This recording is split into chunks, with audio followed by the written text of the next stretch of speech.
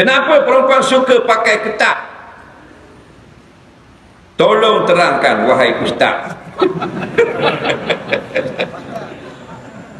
Kerana apa pakai ketat? Tolong terang wahai ustaz. Dia orang puang pakai ketat ni ada kalanya boleh dan disuruh syarak dan memang molek pakai ketat.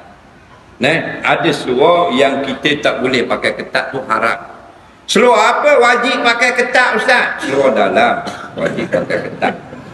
Kalau pakai longgor naknya selakor jatuh belebok katakan. Selakor jatuh belebok katakan. Tu pakai ketat. Seluar hak luar ni, pakaian dia ni yang menutup aurat perempuan, dia ada dua ciri. Ciri yang pertama ialah menggunakan suatu halangan yang orang tak boleh nampak warna kulit, kain lah. Yang kedua, tidak mensifatkan bentuk tubuh. Jadi yang pertama gini, tak nampak warna kulit. Yang kedua, jangan ketat sampai berbentuk, kalau lengan kau bentuk lengan. Ini mensifatkan bentuk tubuh. Dua ni baru dipanggil menutup aurat. Aurat ni apa? Aurat panggil al-aibu, Melayu kemaluan. Orang puang lengan dia aurat dah, lengan aurat, maka dia tutup lengan, makna tutup kemaluan. Perempuan yang lengan pendek, dia menunjukkan kemaluan pada orang ramai. Rambut orang perempuan aurat dah, aurat. Yang tak tutup rambut, dia buka kemaluan di khalayak ramai.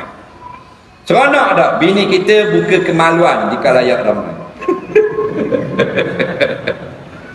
Tu bukan kemaluan ustaz, angry bird. Budak ngaji logo. Angry bird tu bukan kemaluan, itu alat jantina. Faham lagi? Hak tu lebih pada malu lagi. Hak ni kemaluan dah. Maksud aib bahasa Arab, bila terlihat orang itu malu, kemalu-maluan. Faham? Kemalu-maluan ni bahasa asal dua, tapi dia asal dia dua, tinggal likas seperti istiamal, jadi tinggal kemaluan. Ni kemaluan ni. Binimu apa tu buka kemaluan ni? Bila? Tadi pasal ni dia tengok tak ada apa tu, rambut. Rambut bukan kemaluan, kemaluan apa tu? Ni aurat. Oleh kerana kita tak faham, kita biarkan bini kita dedah peti, dedah peha, lengan pendek anak kita. Betul tak?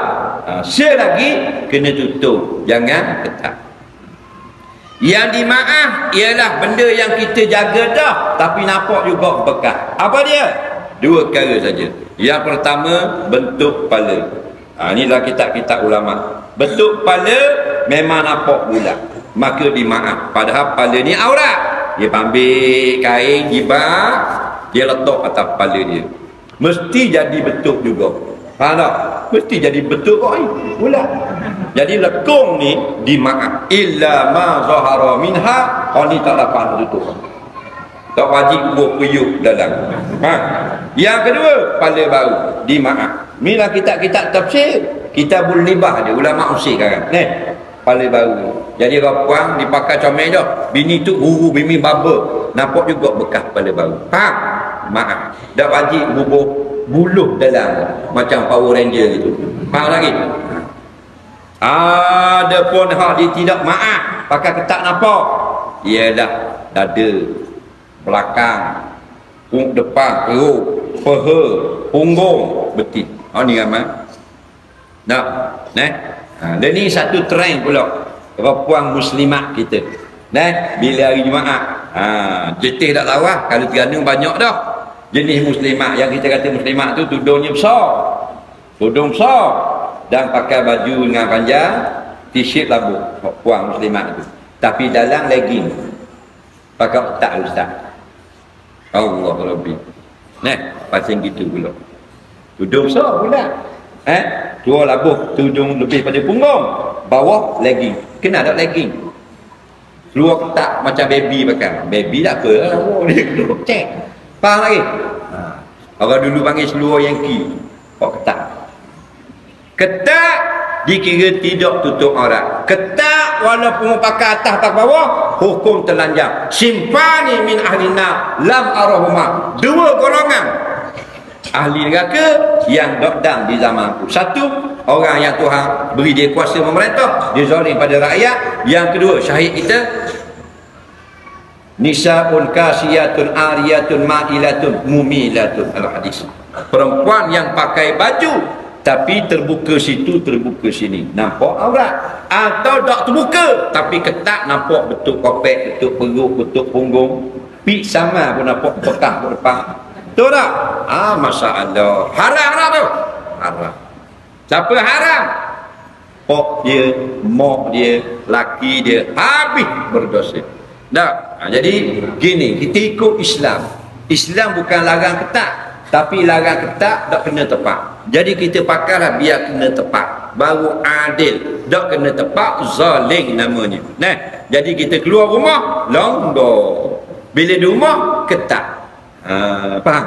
Ni tak, di rumah longgar, pakai baju kelawar depan tu lelaki. Tak, bodoh ke jenis. Jadi pakai baju kelawar orang puan. Faham? So, orang baju kelawar ni tak lawa. Orang muda sabar, 19-20. Ni 34, 40 pakai baju kelawar. Muka dah nak macam kelawar. Dah. Nah, jadi kita di rumah kita ikut Islam. Pakai mana? Pakai ketat. Nak kita masuk 50 tu.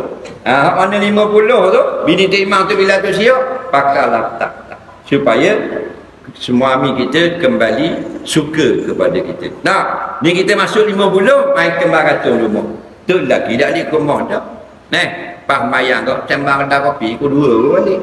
Ada tak imam tak apa, mondok tak arah balik dia buat. Tak ada benda satu tu.